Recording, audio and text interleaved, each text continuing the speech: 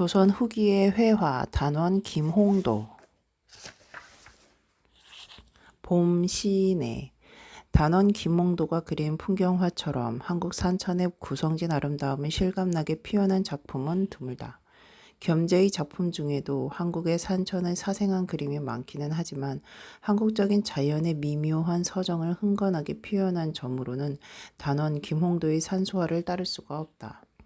산곡간에서 청청하게 흐르는 맑은 여울목에서 시시덕거리며 논이는 7마리의 젊은 오리들과 시원하고도 잔잔한 물살을 보고 있으면 풀빛 새로운 4월의 차가운 시냇물의 감촉이 언뜻 몸에 느껴지는 듯도 싶다. 물 건너 저쪽 낮은 둔덕 위에 잘생긴 나무 한 그루, 이쪽 둔덕에는 촉촉히 잡초가 푸른 곳에 인공의 자취가 없으니 아마도 이 오리떼들은 들오리들임이 분명하다. 먹색의 농담을 가려서 표현한 물 건너 바위 둔덕의 주름이나 한 그루 나무의 먼 가지와 가까운 가지의 원근감을 표현한 먹빛도 매우 원숙하고 또 한 가지는 늘어지고 또 한 가지는 펑퍼짐한 그의 수집법을 보고 있으면 역시 단원은 단원이로구나 싶어진다. 이러한 수집법이나 잔잔한 여울목의 물살을 표현한 파문법, 그리고 무엇라고 표현해야 좋을지 모르는 담담하고도 갓맑은 담체의 독특한 색감은 그 시대 동년배의 화가들과 그 후배들에게 적지 않은 감명을 주었다. 따라서 단원 이래로 그의 이러한 화풍을 따른 작가들이 적지 않았다. 한국의 미라고도 부를 수도 있고 또 한국의 멋이라고도 부를 수 있는 이 미묘한 단원 그림의 흥겨움은 어찌 보면 대범하고 어찌 보면 거친 것 같으며 또 때로는 싱거운 데가 있는 것 같기도 하다.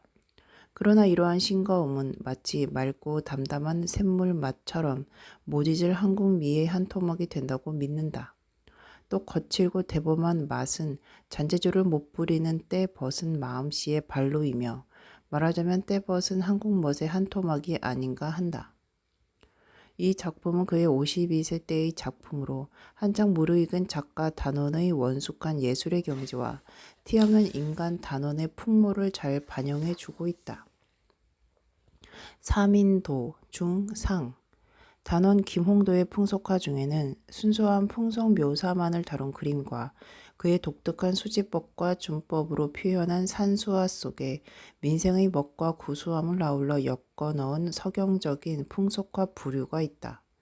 과거 동양화의 개념대로 말한다면 산수인물화라고도 부를 수 있는 이러한 서경적인 풍속화 작품 중에는 정이 어린 조국의 산하와 결의에게 쏟는 작가 단원의 절절한 사랑이 깃들인 원숙한 그림들이 적지 않다.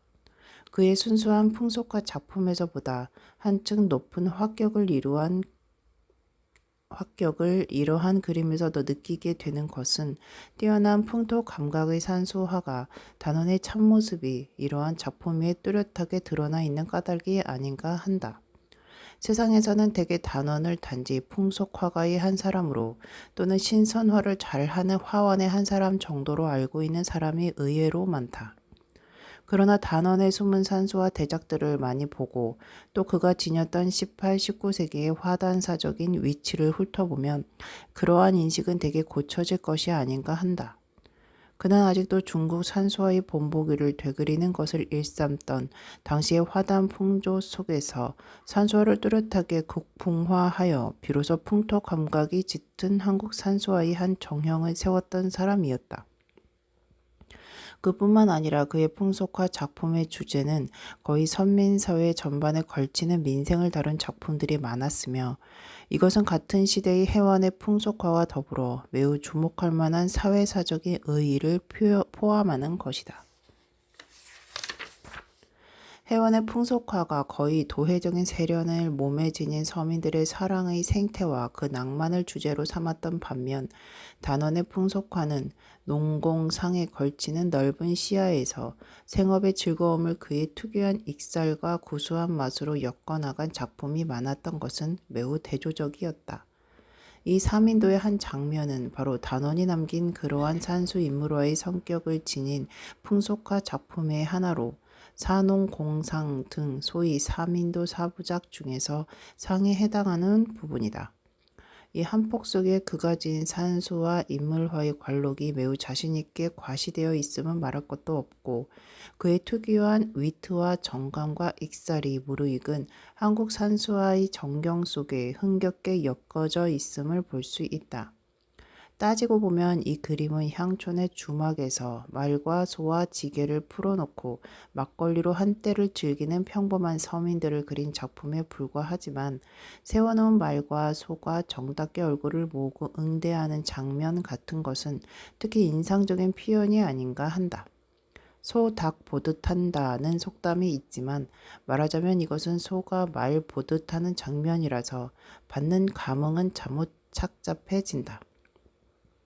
소의 주인과 말의 주인의 얼굴들이 연상되기도 하고 또 지게의 주인공과 술꼬리를 잡은 주모의 대면도 작가가 이 작품의 계산 속에 넣어둔 속셈의 하나가 아니었나 싶기도 하다. 순수한 풍속화 작품이 아니라서 인물들의 표현에 매우 활달한 회화적인 솜씨를 주저없이 썼고 또 근경과 원경이 모두 독립된 산수화로서의 격조를 지니고 있으므로 언뜻 보면 풍속화로서 표현한 민정의 기미와 해악의 아름다움이 감추어지기도 쉽다. 그러나 이 그림 전체의 먹과 가락은 바로 이 세부의 몇 사람 인물의 언저리에서 번져나간 것임이 분명할 뿐더러 단원이 이룬 소위 산수 풍속화로서의 뜻이 세상 깊어지는 작품이다. 단원은 1745년 김해 김씨 문중에서 만호 김진창의 증손으로 태어나서 일찍부터 천재적인 화가의 소질을 보여 화원이 되었던 사람이며 1781년 정조왕의 어용화사로 뽑히어 어진을 그린 공으로 후에 연풍현감을 지녔으나 70세 내외의 수를 누리고 1810년대에 돌아갔음에 짐작될 뿐 그 졸년이 분명하지 않다. 단원의 풍속화들을 바라볼 때마다 늘 느끼는 일이지만 단원처럼 한국 사람의 생태를 그렇게 구수한 눈으로 바라보고 또 가난하고 구성진 서민들의 일상에 일하는 즐거움을 그다지도 고무적으로 표현하고 아껴준 작가를 일찍이 우리 사회가 지녔다는 사실은 다시금 신기스럽고도 고마운 일이라고 생각한다.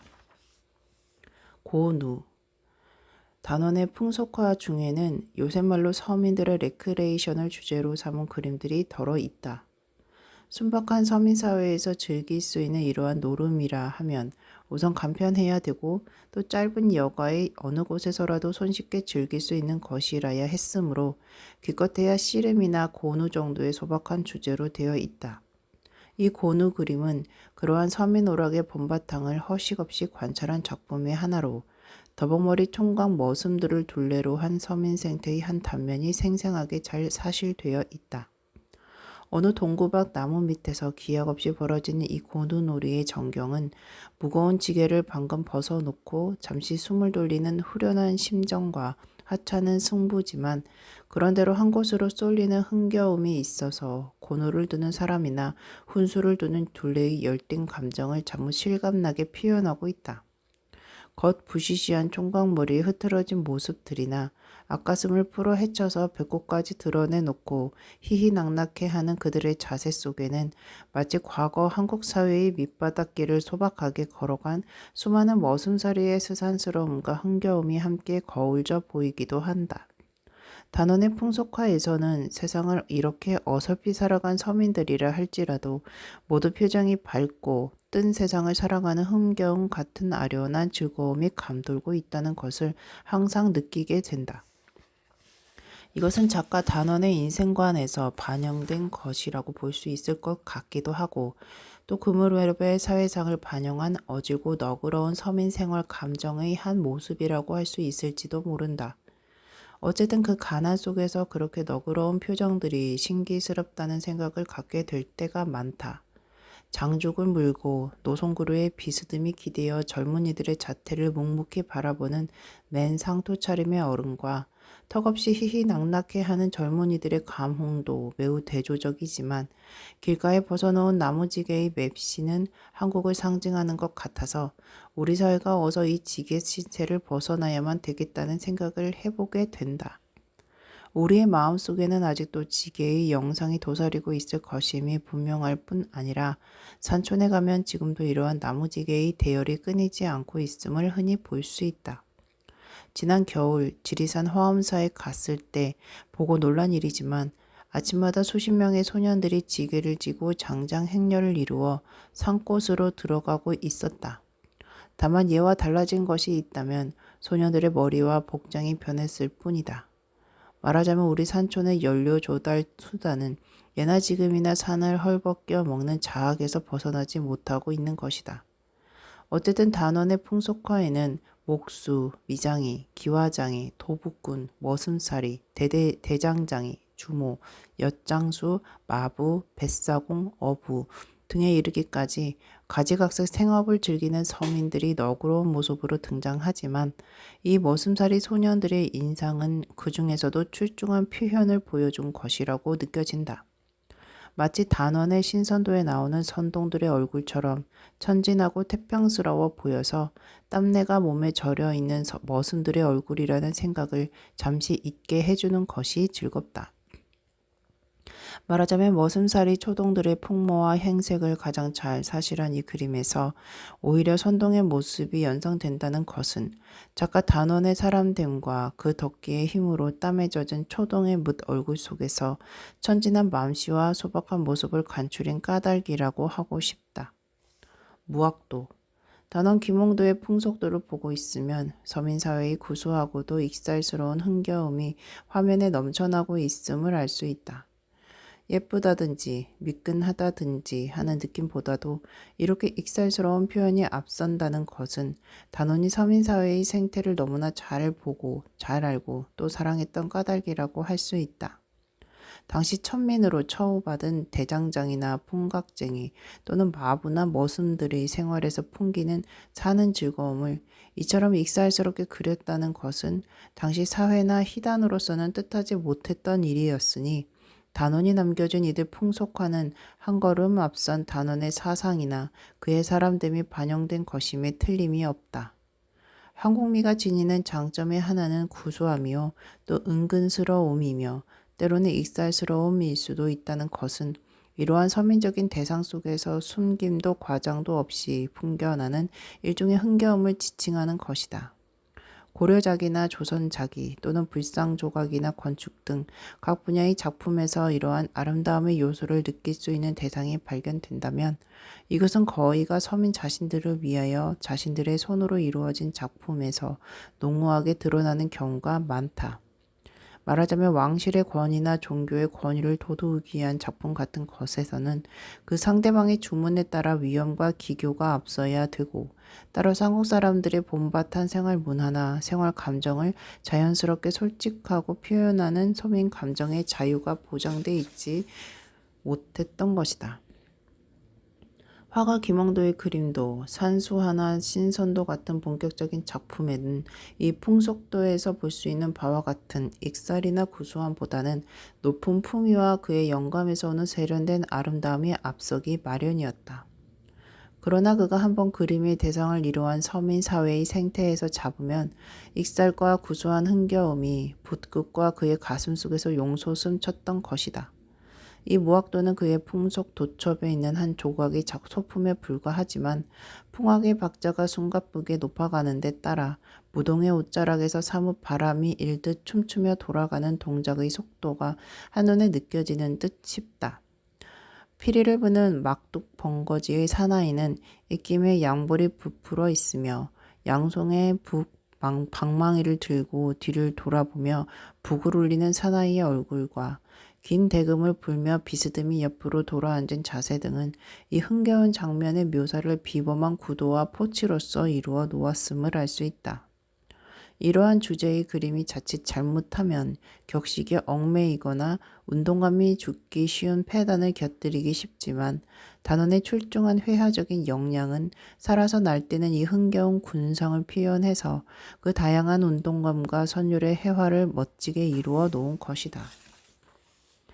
평안 감사의 연유도들 진연도나 하래도 등 또는 능해도나 각종 반차도 같은 류의 공중 의식과 왕실 행사를 그림으로 그려서 보존하는 일은 도화서 화원들이 맡은 큰 임무 중의 하나였다.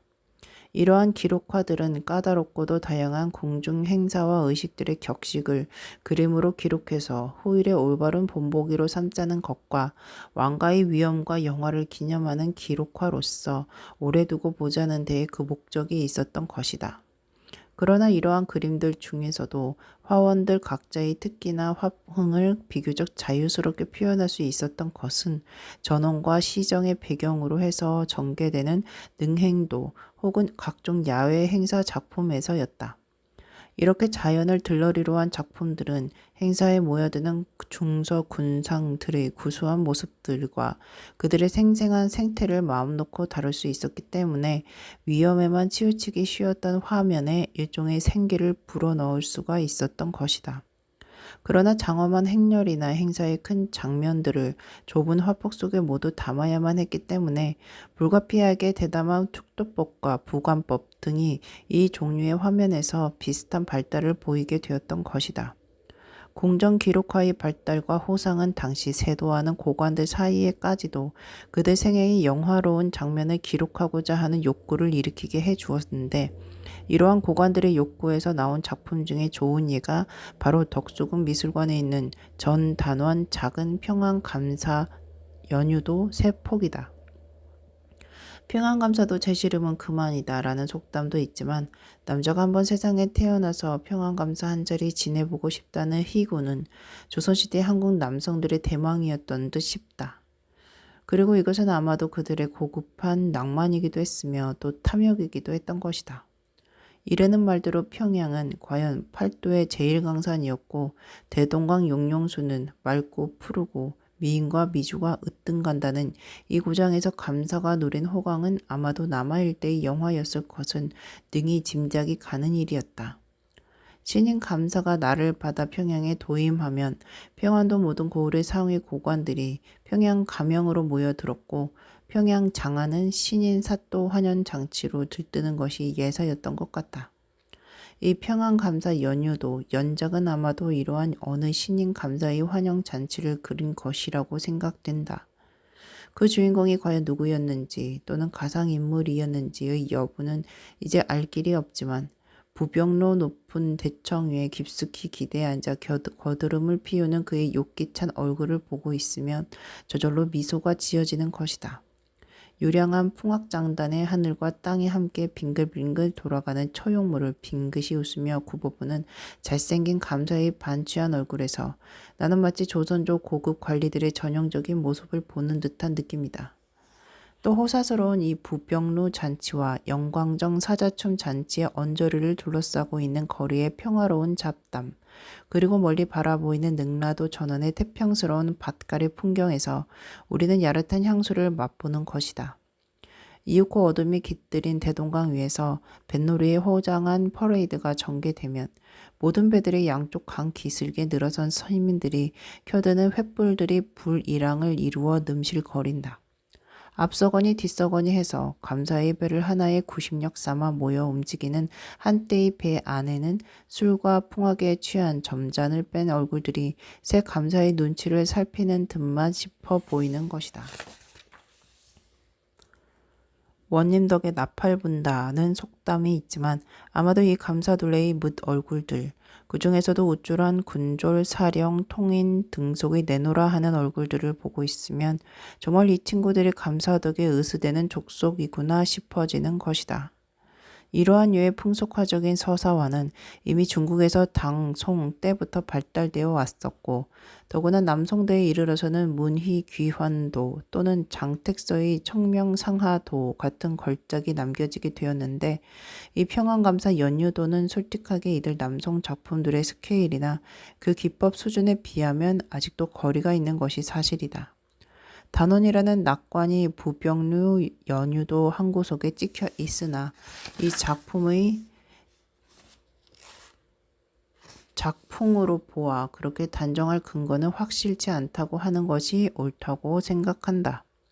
그러나 부분을 확대해 놓고 보면 단원 필치라고 수긍이 가는 표현 기법도 없지 않는 것이다.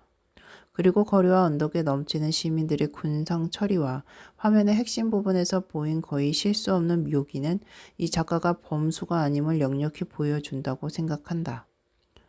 영광적 연휴의 언저리 밖에는 시민들의 일상생활을 그린 점포들과 주민들이 비교적 자상하게 그려져 있는데 이것은 남성대의 청명상하도와 같은 정도의 귀한 내용이나 의에는 적다 해도 조선시대 평양성의 산모습을 어느 정도 가깝게 보여준 자료임에는 틀림이 없다. 이 평안감사 연유도는 세 폭으로 구성되어 있는데 그 한 장은 부병료에서의 초용모 잔치를 그린 것이다. 모란봉 언덕까지 줄줄이 올라서서 이 잔치 구경을 하고 있는 촌부를 그리고 강 건너에는 먼 산들이 병풍처럼 미법 평원 산수로 그려져 있다. 다른 한 장은 영광정의 사자춤 잔치 장면을 그린 작품인데 이 화면도 역시 강 건너 산줄기들이 미법 평원 산수로 곱게 그려져 있다. 그리고 이 잔치 언저리의 주변, 거리의 민가와 점포, 시민들의 생활이 가장 다양하게 그려져 있다. 다음 폭이 대동강 뱃놀이 작품 장면이다. 촌부들이 가벼운 걸음으로 강가에 모여들고 있으면 건너편 평양성벽 위에 늘어선 횃불의 일환과 이쪽 강변에 늘어선 촌부들의 횃불이 서로 호응하는 속에 수십 척의 놀이배가 강심을 내려가는 웅장한 퍼레이드의 장면이다. 길이 3m에 달하는 세 폭의 그림을 모두 아울러서 1916년 7월 15일 김윤근이라는 사람에게서 이왕갑 박물관이 단돈 80원에 사들인 작품이었다. 평양성의 실경을 그린 조선시대의 병풍 그림은 지금도 남아있는 것이 적지 않고 또 그 중에는 좋은 작품도 없지 않으나 이만한 대폭에 이만한 솜씨를 보인 작품은 없었다. 이 작가가 단원이냐 아니냐 하는 문제는 앞으로 단원 연구가 더 진전됨에 따라 확인될 날이 멀지 않겠지만 어쨌든 우리 풍속도 중에서는 최대급의 작품임이 틀림이 없고 또 이 작가가 대가급의 화원 출신이었다는 것은 그의 부관법, 투시법 등으로 보아 의심할 여지가 없다고 생각한다. 이 작가가 이 작품을 위해서 평양에 갔었는지의 문제도 확인할 수 없지만 부병료 근처의 영명사 석탑이라든가 또는 강언덕 바위의 석감 문자 같은 것을 밝혀 그린 것 그리고 능라도 풍경의 참다운 맛 등으로 보아 적어도 평양에서 이러한 잔치 행사를 몸소 겪은 작가의 작품이라고 믿고 싶은 것이다. 낙관에는 버젓이 그의 필치대로의 단원이라는 낙관이 있음에도 불구하고 이 작가의 이름에 걸린 의문은 평원산수법과 수지법 그리고 너무나 단조로운 민가들의 피연에서 오는 인상일지도 모른다.